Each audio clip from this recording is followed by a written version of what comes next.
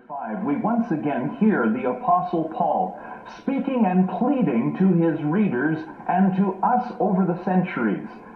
Mighty words of truth. And I want to take 4 verses out of Galatians chapter 5, beginning with verse 1. It was for freedom that Christ set us free. Therefore keep standing firm and do not be subject again to a yoke of slavery. Verse 4 now. You have been severed from Christ, you who are seeking to be justified by law.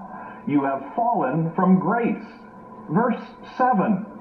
You were running well. Who hindered you from obeying the truth? And verse 9. A little leaven leavens the whole lump of dough.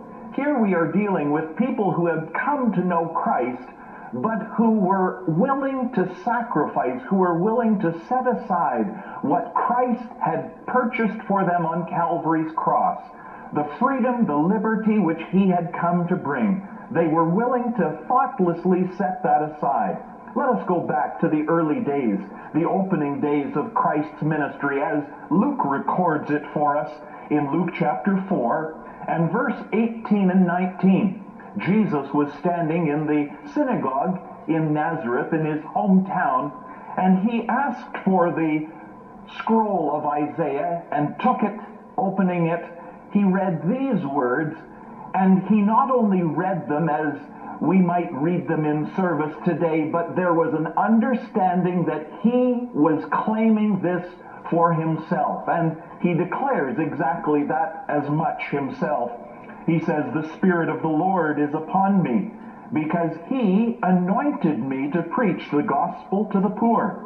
He has sent me to proclaim release to the captives and recovery of sight to the blind, to set free those who are oppressed, to proclaim the favorable year of the Lord. And here, taking the words out of Isaiah chapter 61, Jesus, he closes the book. He sits down, and all of the eyes of the people in the synagogue that day were fixed upon him, and he declares, today this scripture has been fulfilled in your hearing. Indeed, Jesus had come to set the captive free, to proclaim